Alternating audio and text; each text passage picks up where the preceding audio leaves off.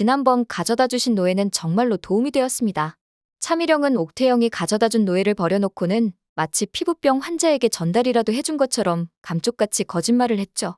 도움이 되었다니 정말 다행입니다. 지난번 우리에게 의뢰한 그 주막에 대한 송사는 처리가 좀 늦어지고 있으니 이해 부탁드립니다.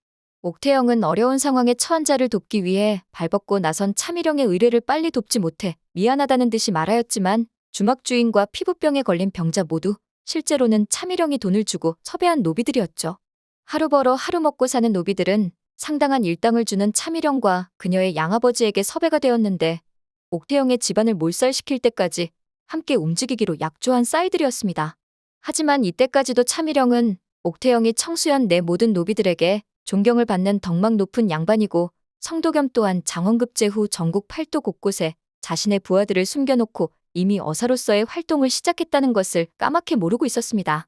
그리고 차미령은 옥태영에게 작은 말실수를 하길 부인께서는 아주 어렸을 적부터 다친 노비에게 노예를 주고 치료해주는 등 법학뿐만 아니라 의학 쪽에도 뛰어난 능력을 갖고 있다 알고 있습니다. 저 또한 부인처럼 다양한 지식을 가지고 어려운 이들을 돕는 사람이 되고 싶습니다. 옥태영은 태영아 씨의 어릴 적 이야기를 하는 차미령을 보고 깜짝 놀라고 말았고 태영아 씨를 아냐고 물어보았습니다. 방금 그게 무슨 소리십니까? 어렸을 적 태영아 씨가 아니 제가 법학뿐만 아니라 의학 지식도 가지고 있었다고요? 낭자께서 아는 저희 어릴 적 모습에 대해 조금 더 말씀해 주실 수 있겠습니까? 너무 까마득하여 저도 기억이 나지 않아 그렇습니다. 옥태영은 차미령이 태영아 씨를 잘 알고 있다면 자신이 그리워하고 있는 태영아 씨가 어릴 적에 어떤 사람이었는지 그 이야기도 좀 더 듣고 싶은 마음이었죠. 그러자 차미령이 완전히 당황하여서는 도망가는 듯이 곁을 떠나며 말을 하길 아닙니다. 저도 잘 모릅니다. 저도 그저 소문으로만 들었을 뿐입니다. 부인의 어릴 적 모습 또한 가까이서 뵌 적이 한 번도 없는 거요. 그저 그런 사람이 있었다고 다른 사람들에게 전해 들었을 뿐입니다. 차미령은 늘 차분한 모습을 보인 것과 달리 급당황한 모습으로 식은땀을 뻘뻘 흘렸고 곧 자신의 가짜 양아버지가 있는 곳으로 가 이 상황을 전해주며 말하길 아무래도 우리 작전을 조금 더 서둘러야겠네? 내가 그만 말실수를 해버리고 말았어. 의창현이 아닌 청나라에서 왔다는 것을 옥태영이 알게 해서는 안 되었는데 이 일을 어쩌면 좋을지 모르겠네. 그러자 차미령의 양아버지가 말을 하길 알겠습니다. 계획을 좀 더 서두르겠습니다. 아무래도 옥태영보다는 성도겸 쪽이 밖으로 유인해내는 게 더 쉬울 듯하니 성도겸부터 처리하는 게 어떻겠습니까? 그러자 차미령이 고개를 끄덕이며 말하길 그래 그 생각도 괜찮군. 성도겸 그자는 이미 내게 넘어온 것 같으니 내가 밖으로 한번 유인해보겠네. 차미령은 다음 날 아침 노비들을 불러 모아 말하길 우리의 계획이 좀 더 앞당겨졌네. 성도겸을 없애는 날을 내일 밤으로 정하였네. 늦은 밤 축제가 열려 혼란한 틈을 타 무거운 수레를 성도겸 쪽으로 굴려 그가 수레에 깔려 목숨을 잃게 만들 것이네. 자네들이 일만 깔끔하게 처리해준다면 옥태영도 진짜 성도겸이 왜 죽었는지 그 이유를 밝혀내지는 못할 걸세. 그러니 그대들은 거대한 수레를 준비하도록 하게. 그리고 수레를 끌자. 수레 끈을 풀자. 나에게 몸을 피하라 신호를 줄자. 이렇게 역할을 나누어 행동하고 수레가 재빠르게 굴러 내려갈 수 있도록 완벽하게 작전을 수행하기 바라네. 차미령은 오늘 계획이 성공하기만 하면 큰 보상을 줄 것이라 약조했습니다. 그렇기에 노비들은 차미령의 지시대로 성도겸을 없앨 준비를 하기 시작했습니다. 이런 사실을 까맣게 모르는 성도겸은 자기가 존경에 맞지 않는 옥태영과 꼭 닮은 차미령과 데이트를 하게 되어 왠지 기분이 좋은 상태였습니다. 어떠한 의복을 입고 갈까 고민하던 성도겸은 깔끔하게 차려입고 차미령을 만나러 갔고 두 사람은 그렇게 설레는 데이트를 시작하였죠. 연등이 예쁘게 떠있는 호수를 보고 넋을 잃은 성도겸을 슬쩍 보고는 차미령은 노비들에게 수레를 준비하라 눈짓하였고 그렇게 5톤 트럭 양은 되어 보이는 수레 하나가 굉장히 빠른 속도로 성도겸에게 굴러 내려왔습니다. 차미령은 수레가 내려오는 소리가 들리자 얌체처럼 한 발을 옆으로 디디었고 성도겸 혼자 수레에 치이게 만들 참이었죠. 이것을 모르는 성도겸은 빙그레 미소를 지으며 호숫가의 연등만 구경하고 있었으니 차미령은 이제 곧 성도겸이 사라진다 생각해 기분 좋은 미소가 저절로 지어졌습니다. 하지만 하필 그때 차미령이 발을 헛디뎌 호숫가 쪽으로 넘어질 뻔하였고 이 모습을 본 성도겸이 몸을 잽싸게 날려 그녀를 살려주었지만 돌부리에 부딪혀 방향을 바꾼 수레가 그대로 두 사람을 향해서 가열차게 굴러 내려오고 있었고 두 사람 모두 목숨을 잃을 위기에 처했습니다.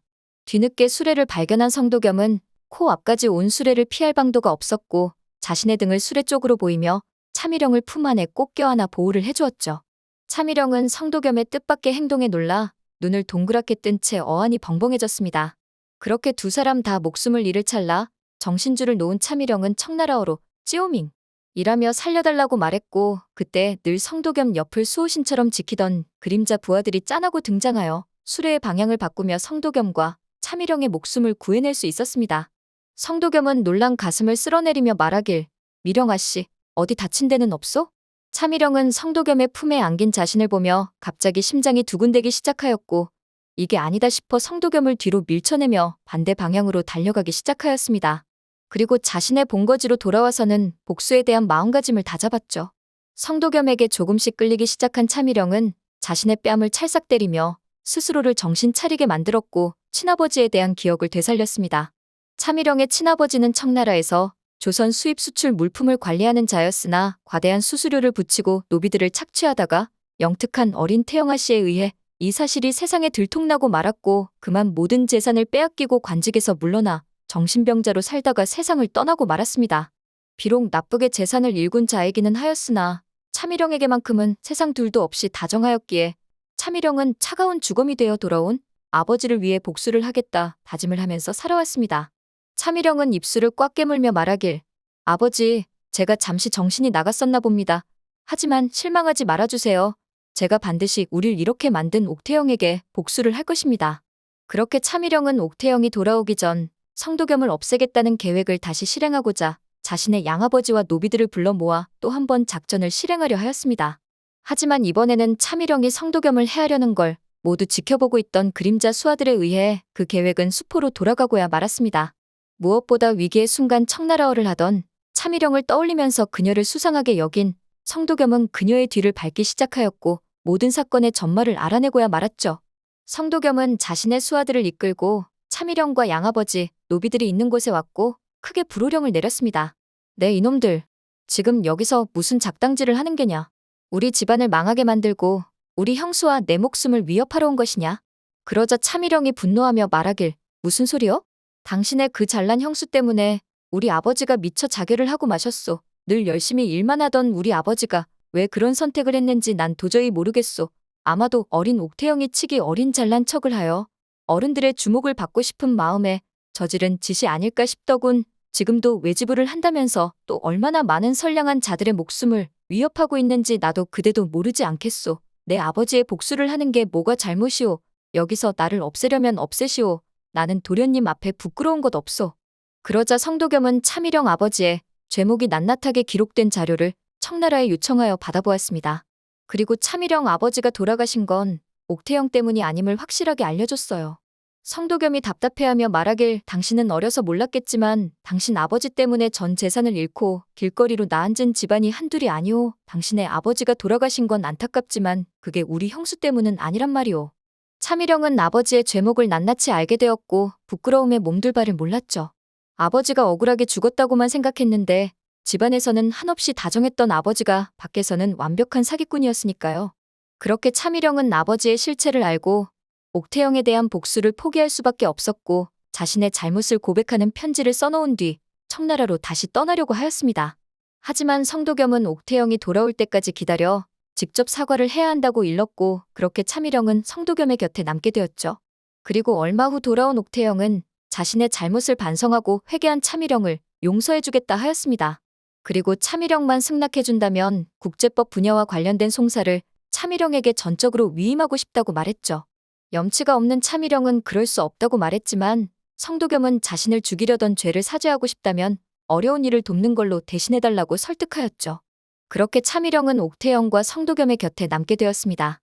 오늘 영상 재밌으셨다면 구독과 좋아요 부탁드려요.